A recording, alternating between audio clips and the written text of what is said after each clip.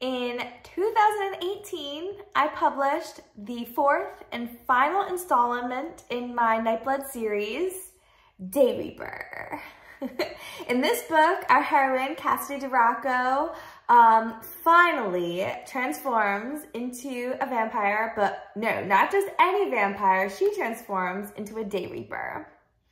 So you have to read the book to discover exactly what that means and what that means for Cassidy and Dominic and his leveling.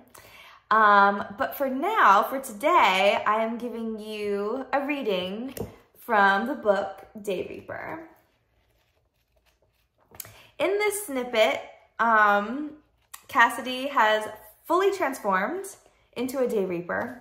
Her and Dominic have just recently survived a life-threatening, harrowing situation, and they're in bed together and attempting to enjoy themselves in celebration of having survived this life-threatening situation.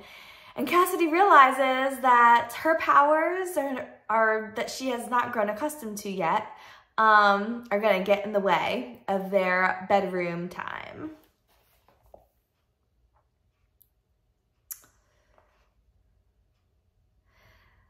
You once said that you felt crippled without your heightened senses, that you were essentially blind and deaf compared to the visual and auditory acuity you've become accustomed to.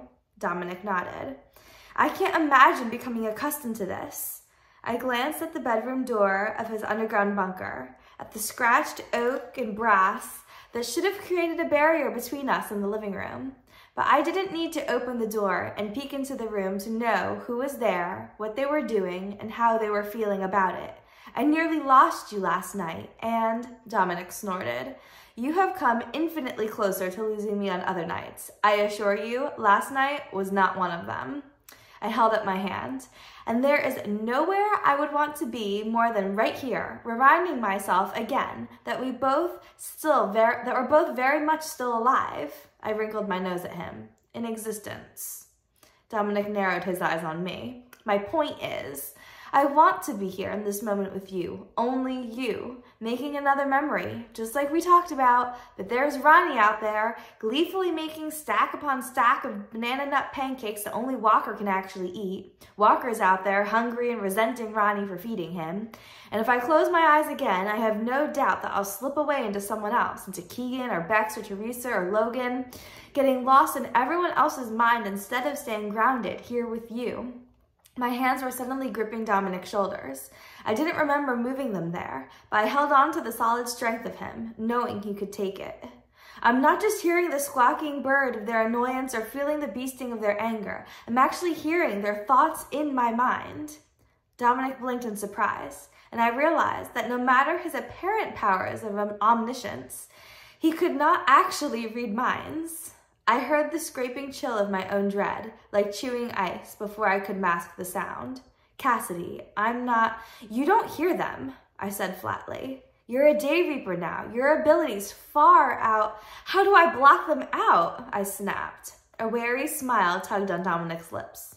You can't. The resignation in his tone spiked my panic and denial. I shook my head adamantly. Can't you just, I don't know, I flapped my hand between us, sever my connection to them like you did with Jillian? He raised his hand and smoothed a very cold finger across my cheek. There is no connection to sever. Jillian was a parasite. Her connection to you was forced and unnatural. This time, you are the one invading their privacy with your highly sensitive senses. It's you, Cassidy, not them. And even if I could, I wouldn't change anything about the person you are becoming. The creature I'm becoming, I corrected morosely. His hold on me tightened.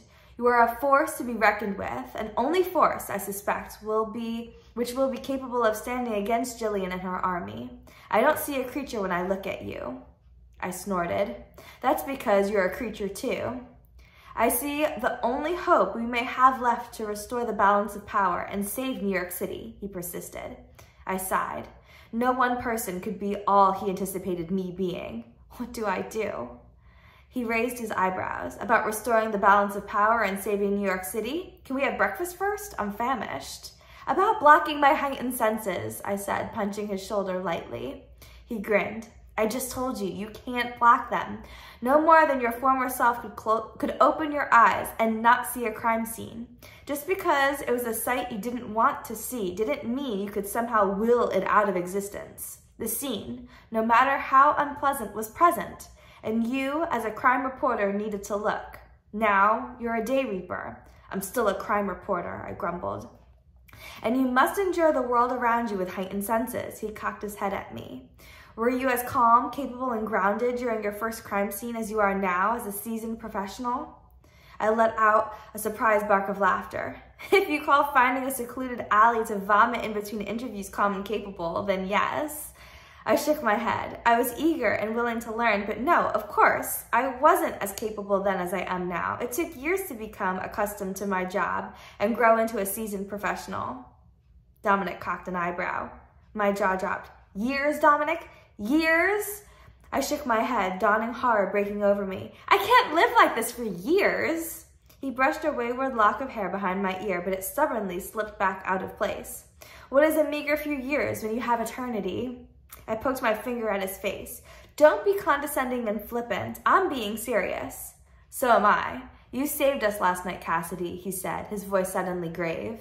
I opened my mouth, not necessarily to refute that statement. I had certainly surprised even myself with all I was capable of, but I fell a little shy of such a pedestal.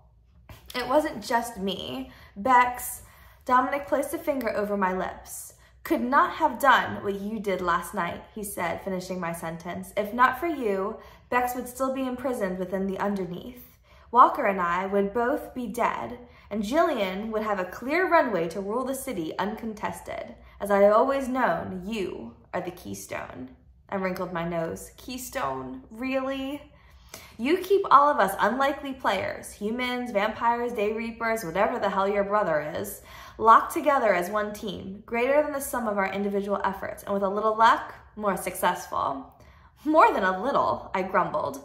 I shook my head at his praise. It doesn't take a genius to figure out that we need to work together to defeat Jillian. No, but without you, this team doesn't work.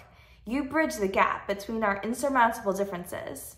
Dominic's eyes blazed with a ferocity I'd never seen from him before. You need to say it, Cassidy. You saved us last night. You need to say it and believe it. Believe in yourself. So I hope you very much enjoyed the conclusion to my Nightblood series, Day Reaper.